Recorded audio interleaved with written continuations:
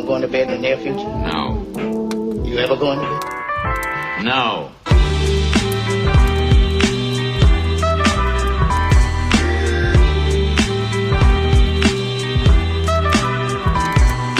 Hello, everybody, and welcome back to Mixed Rhythm. I am joined by the legendary drummer out of Halifax, Tim Jim Baker. We're at Beerley's right now, gearing up for the Mellotones show tonight. And if you've been following our Instagram, you know that I love me some Mellotones, and you all should too. So, we've interviewed Adam, we've interviewed Ryan. Now you're next. We did Matt, but out of the Mellotones, you're next. How does it? Do you do many interviews? Well, first of all, thank you for the lovely intro. Very kind of you. I believe this would be the first interview I've ever done in my life, so I appreciate your time. Thanks for asking me to do it. Oh, of course. So I want to start kind of way back at the beginning, in the youngling days of Tim Jim Baker. What kind of music were you into growing up? Well, I started getting, like, in high school. I used to like rap, and I used to be big into skateboarding. So I was big into like punk bands, like that would be. I saw them. They played at the Birdland, which was pre-Marquee days. Like Greg Clark, who was like a very well-known booking agent and ran early days in the Marquee and Birdland and Brunswick Hall. I think actually it might have been Brunswick Hall before the Birdland. He booked NoFX. And they were supposed to come with Face to Face, but I think Face to Face, I don't know if they had border issues or anything, but I think Propaganda was on the bill as well. Nice. And that blew my little mind. It was an all-80s show. And so, you know, that was fantastic for a kid my age. They played all the hits, and I think it was right around when Punk and Drublic came out. So, nice. Their best record. Yes, I would agree with that. There's some wicked tunes on that record, man. So you were listening to punk and you were listening to rap. Who were some of the rappers you were into at the time? Just like, The Chronic was out when I was in high school, so that was awesome, and like Doggy Style, and then just like all the G-Funk stuff, and then like I think 36 Chambers would have came out around then, and so like some of the East Coast stuff, and you know there's a lot of great stuff on the radio too, like Puffy was sort of starting his reign, a lot of that. So I really got into I started digging into what they were getting their influences from, and sort of started coming up with some of the funk and R&B that those guys were into, and so I really started drilling down into that too. I'll never forget the first time I was in high school at a party and somebody put on "Get Up, I Feel Like Being a Sex Machine" by James Brown. That was another real moment. I'll never forget that. It just blew my young mind. I thought it was the funkiest thing I'd ever heard, and I wanted more of that, and so started sort of trying to get into that stuff more and figure out what was going on there. So when I think of rap and I think of punk, the first thing I think of is drums. And so, were drums the first instrument you picked up? Well, I started playing guitar when I was, so I went, when I went, my first day of school, I met a guy named Brian Murray, and we became fast friends. This was in primary, and Brian is brothers with Dale Murray, and those guys have both since become like pretty popular musicians around here. Like Dale's a pretty famous producer, and Brian's played drums on. He played on the Guthrie's record, and many played for Christina Martin. But those guys are come from they're Murrays, so Anne would be their aunt. So I was really lucky to meet those guys, because they're an incredibly musically talented family, and so. I forget where I was going with that. No, you picked up guitar first? Oh, yeah. So I saw Dale playing guitar. He got a guitar when he was in, I think, maybe grade 6 or grade 7. I would have been in grade 5. And Dale was like the cool older brother. saw that, and I was sold immediately. Bugged my mom, got a guitar, and I didn't have any musical talent whatsoever. And Brian got a guitar a little after me and basically showed me all the stuff. Even though I was taking lessons, it never really took off for me. But I did play guitar all through. I started my first band, I think, in grade 7 with Brian and some guys from my school. Another guy, Mike Farrington, I met him early in... he went to a different junior high, but he ended up becoming the bass player for the Mellotones, and me and Mike is still one of my best friends. So yeah, I just got into playing guitar. Played guitar into about grade 9. I think I bought my first kit off of Dale. We were mowing Anne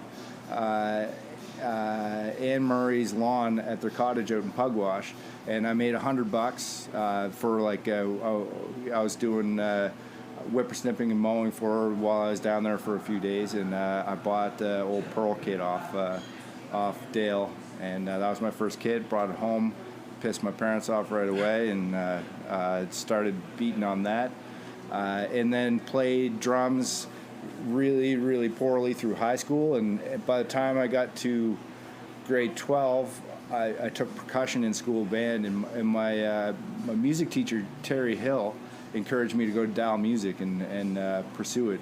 Still, like, horribly talentless, and really struggled, but I went to Dow Music, and I met a whole bunch of sort of like-minded people, and ended up starting the Mellotones with, there's some horn players there, and that was kind of right around, started hearing funk music from the rap I'd been listening to, and then James Brown, and so we started Tony Smith and the Mellotones, and we played in that incarnation for probably 5 or 6 years, and really kind of cut our teeth on playing music. While that was going on, kind of Matt and the guys from the Guthries were doing sort of more of a folky sort of thing, and I was kind of had my hand in with them as well. So there was a time when I was playing with the Guthries, playing some sort of all country stuff, and then the next night I'd go out and play with the Mellotones and get to play some R&B and soul music, and that went on for a bit. That's kind of how I got started with Matt.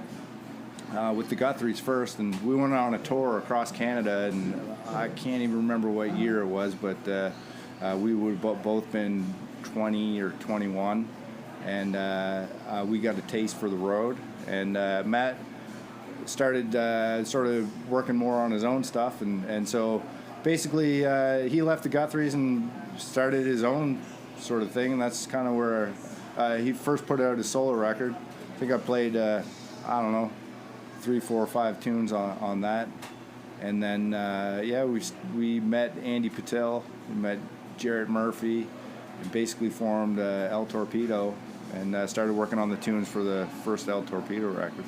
So tell me about that. So with El Torpedo, I mean, you did a lot. You were on Conan, Yes. which is cool, like really cool. Yeah, it was crazy, and that whole thing that happened. It was a really sort of it was a cool sort of chance set of events that happened that landed us on there. Like we'd been going down to New York and playing at this Mercury Ballroom, and I happened to start talking to this guy after a gig one night, a fellow by the name of Abe Bradshaw, who's like a huge music fan and was starting a record label at the time, and Abe knew everybody in New York. He's a super cool guy, huge music fan, and knows tons about music, sports, and pop culture. Anyways, we met Abe, and Abe knew Jimmy Vivino, who was Jimmy V, who was played in the Max Weinberg 7, and Abe gave Jimmy a copy of the El Torpedo record, and he liked it, and the band dropped out, and it happened to be on the night when Sylvester Stallone was a guest on there, and so it all happened in like the span of less than a week. And I remember we were driving somewhere down in the States, we'd been touring down there, basically playing to nobody, driving to like Philly, and then driving to like Virginia and like all over the place on these random gigs, just trying to get the name out there. And I remember being sort of half asleep, hungover, and just Matt getting off the phone and just telling the whole band. And I just remember basically like I just was a huge ball of nerves for like the next until we did the show. It was super nerve-wracking. Absolutely. But it was a great opportunity. Basically made us definitely was great for Canada, but it didn't make squat of a difference in the States. Like we figured the next gig there'd be a bunch of people there, but there didn't really add any kind of attendance to the gigs we've been playing down there. But it's still a super cool experience. It was really surreal. The staff and we didn't really get to meet Conan other than shaking his hand, but everybody there was like really, really professional, really nice, really accommodating, and all the things that you'd want. Perfect. Yeah. And so you were in El Torpedo for a number of years. Yes. And then the band dissolves. Tell me about that. Well, it's like any band, really. We recorded Terminal Romance, and behind the scenes, I'd met my wife, and she was pregnant. When we went to Dover, England, to record it with this guy Chris Tangarides, who produced like Thin Lizzy and bunch of cool stuff. Painkiller by Judas Priest. The rest of the stuff will come back to me, but look up Chris Tangarides if anybody's interested. He's an OG producer and engineer. And rest in peace, he passed away a number of years ago. We went there. We hired Jay Smith in the band, and we went recorded a record. I was there for 3 weeks, and the rest of Jay and Andy stayed for another 2 weeks. And we came back, and the record wasn't really done, so we fiddled around with it more in Nova Scotia. Matt and I went out west to the Warehouse with Mike Frazier and mixed, I think, 6 songs out there with him. And really, we put a lot into that record, and we tried to make just a good, straight up, like party rock record. And then it just kind of didn't really. I think we led with Terminal Romance as a single, which we probably should have gone with Digital Eyes. And I can't even tell you how many people would be like, ask me why we didn't lead with that single, which never ended up being a single anyway. But anyways, I think like I had it was just kind of things were coming financially, like I had a kid to worry about and stuff, and Matt and I weren't quite seeing eye to eye anymore, and I left the band kind of in a grandiose fashion, and it basically was a massive communication breakdown, and back then I wasn't so good at maybe not confronting, but discussing my feelings with people, and that sort of came back basically to kick the whole band in the ass, because I was basically just being an asshole, and it's a long story, maybe best for another interview, but having said that, I left. I didn't really talk to anybody for a couple of years after that, and but now it's all water under the bridge. And those I love Matt and the rest of the guys in the band. They're my best of friends, and we're all cool again and stuff. And I was just kind of being was frustrated maybe for some just reasons and some horribly unjust reasons, and some definitely ego issues and shit like that. And It happens. yeah, man. So I kind of just threw in the towel, and credit to Matt. He a couple years after that, I was setting up a studio. I just returned a piece of gear he lent me for like 10 years, and he hooked me up with a bunch of stuff. We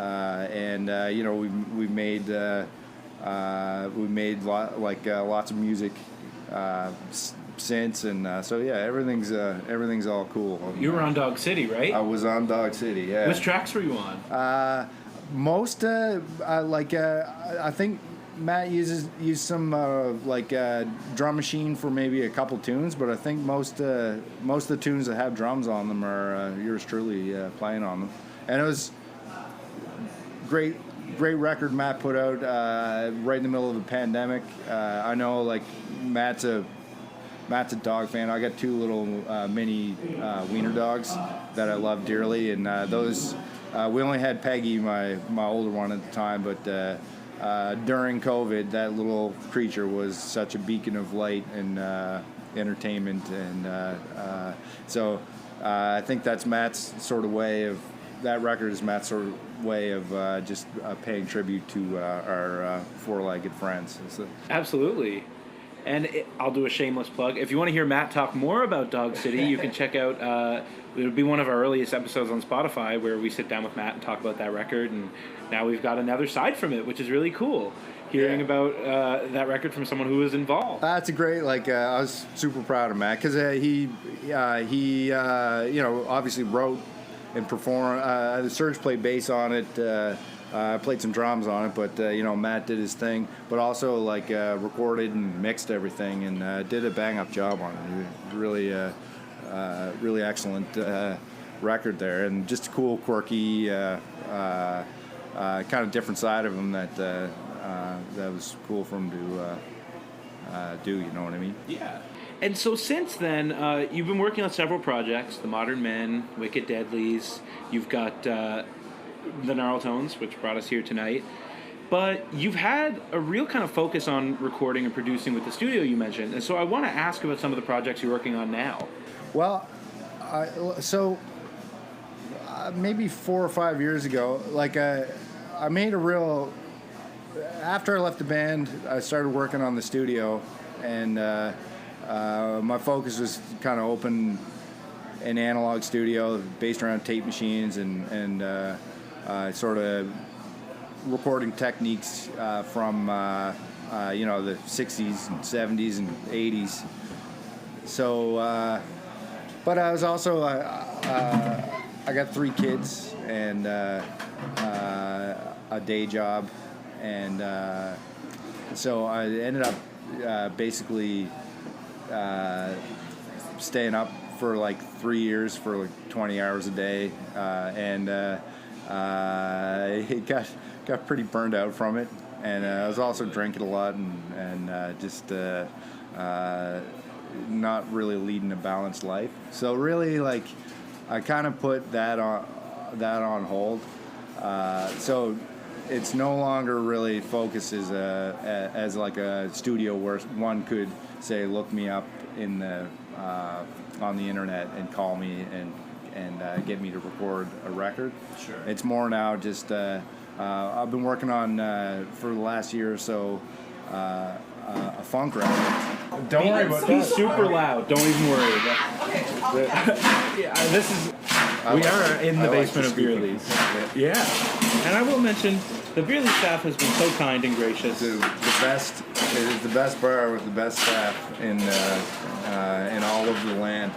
Is that a wiener dog on your shirt? It is. It's from the show I went to last night. Cry Wank. This was their sweater, and so I picked one up. There you go. You guys are good too. Perfect. I'm so sorry. No, that's No okay. apology No problems at necessary. all. That's actually more entertaining to listen to than me talk. Thanks, guys. Okay, so the funk record you're working on. Tell me about that. So it's called actually Matt we always used to joke that if I was ever going to do a solo record, I've always been into rap and I'm making beats for a while, and just for fun, we always joked that we call it Baker's Dozen, or I'd call it Baker's Dozen. So it's going to be called Baker's Dozen, and there's 13 songs on it. This is volume 1, which is going to be funk. So I wrote all the music, and initially I was going to shop it out to different singers to sing on and maybe write some lyrics and sing the tunes. And really, I didn't get a whole lot of action from anybody. I sent the tunes out to a number of different people, and most people, everybody's busy, and maybe I was overestimating the tunes, but anyways, my friend Ryan Pierce, I sent some songs to him, and me and him and I have played in many bands together. Really talented singer, really talented like soul, funk, and R&B singer. So he did, I think, maybe one song first. So I sent him another one, and he did that one, and I sent him another one. So he's basically, I think I have 12 songs of him singing now. So the record is going to be a Baker's Dozen record featuring Ryan Pierce. I think his stage name is going to be Guy J for it, so it could very well be Baker's Dozen, featuring Guy J, Volume 1, Funk. So the tunes I'm trying to take from the different genres of funk that I've always thought were cool. Just trying to make a record that tips its hat. Maybe not necessarily sort of a throwback record, but more of I don't know, just my version of what I think is funky. So. All right, everybody, it's time to get on down. I think you heard me right. Don't tell me you can't move that thing. Don't gotta talk about it. Just move your feet and shake your ring. This time is different, mama. You best believe the funk is sweet. So buckle up, it's about to pop. This funk is happening.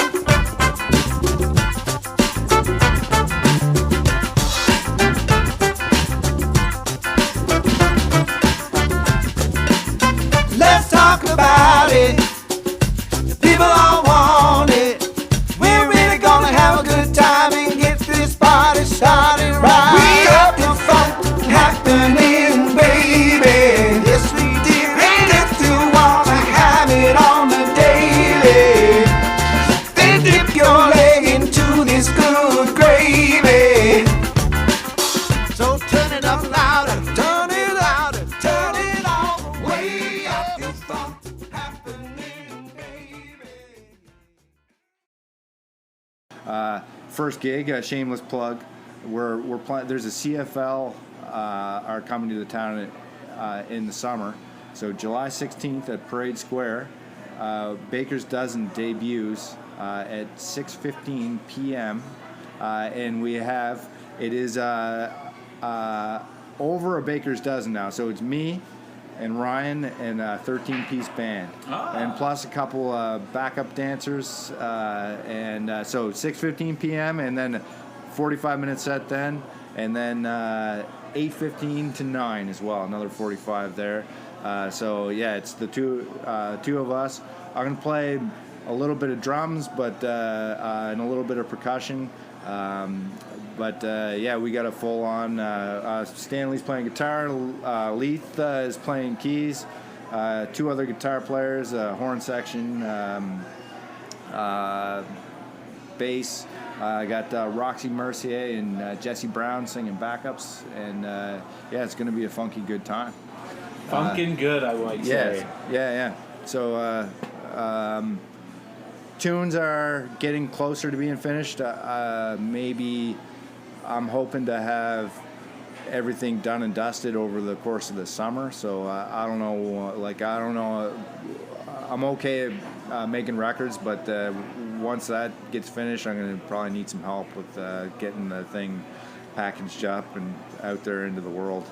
And we'll, so yeah, that's been over most of the pandemic, maybe a year, maybe longer. I'm not very good with time, but that's been my main focus. Also been working on a country record for a guy named Jake Duggan, who's from Tatamagouche, and the poor guy, I've been chipping away at that for like 3 years, and I almost had it done during the pandemic. I got COVID, and I had like a week where I just went to the studio, and my goal was to finish mixing it, and I was gonna try and it's pretty close to being done, but so I was just trying to tie up the loose ends on 2 songs a day, and first day I didn't do anything. Second day, 2 songs. Third day, 2 songs. Fourth day, 2 songs. Fifth day, 2 songs, and then my computer died, and so that set me back. So I got 3 songs left to fix up, and then hopefully Jake's record will be out. Jake's a lot younger than I am, probably a lot closer to your age, and yeah, he got a great voice, and he loves Waylon Jennings, so it's all original stuff, but very kind of in the vein of the outlaw country kind of stuff. Awesome. Yeah. And before we wrap up, I wanted to ask you about a specific story that was told through a mixed rhythm medium. So we did a documentary on one Adam Baldwin, and he told the story of the night he first met Matt, which involves you.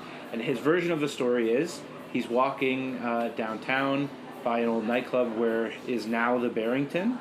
Yes. And he sees Jim Baker about to get into a scrap, and then starts talking to him and notices Matt Mays with a video camera recording. Tell me your version of that night. Well, like when you met, you might have given me a tipped me off to that a little earlier. So it was a foggy night. Just I think we were up in I don't remember the name of the bar, but it was exactly where you said, and there was a bunch of people around. We're all having a good time, and yeah, we trickled out onto the street, and there's this dude out there. I think he was. I'm not much of a I'd never be an instigator in a fight, but if somebody's like acting a fool, then especially if I was maybe fortified with a few drinks, I might have something to say, and that's pretty much probably if I can sort of remember correctly. There's a guy who's kind of acting like an asshole, and I believe we're like squaring up to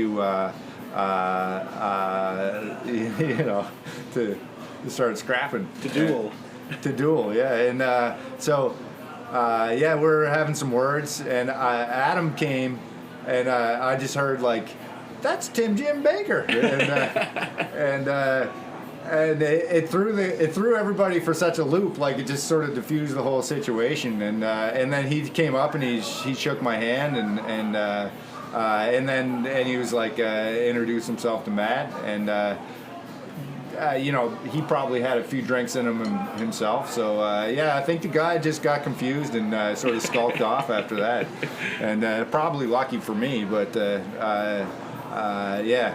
So perfect. It's fun. Yeah, it's funny. Somebody has that on. Like I don't know if it's Matt or somebody videotaped it, and it was like, I would say pre any kind of quality cell phone. I think it was an actual like VHS or like equivalent camcorder. So what do you got going on? Where can people find you online? Just I'm not, like I'm so bad at stuff like that. Just I have a Facebook account, but I don't think I've opened it in 15 years, but it still like sort of percolates along like with a life of its own, which is kind of creepy and sort of fascinating to be honest.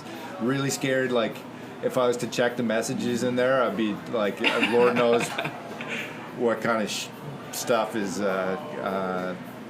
there. So yeah, I don't really look at that, but Instagram would be the one I made a conscious effort. I was spending too much time on Instagram, so I moved it into the far recesses of my phone, but I still check my messages on that on the right. So just Tim Jim Baker on Instagram would be, and it's pretty sad account. Just pictures of my dogs and like. It's wonderful. What's wrong with dogs? They're the best, right? True. Yeah, exactly. But I will I am gonna put a press on once the Baker's Dozen thing gets a little bit closer. I got to start. Ryan's. I've been talking to him, and he's got some good ideas about starting to use the socials to promote this stuff, because I think the record's good, and I think it's a genre of music that we could deal with a little bit more of around here, I'm gonna push it. Absolutely. Perfect. Thank you so much. Hey, geez, man, thank you. I really appreciate you having me. It's a pleasure to talk to you. Hello, everybody, and thank you very much for listening to this week's show. If you like what you heard, you can check out our Spotify page and, to a lesser extent, our Apple Music. You can find all of our episodes there. You can check us out on Instagram, instagram.com/mixedrhythm, facebook.com/themixedrhythm, youtube.com, just search out Mixed Rhythm, you'll find us there. And you can check out our website, mixedrhythm.wordpress.com, for all things Mixed Rhythm.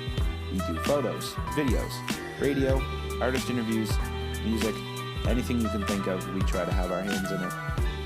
Thank you very much for listening. See you again next week.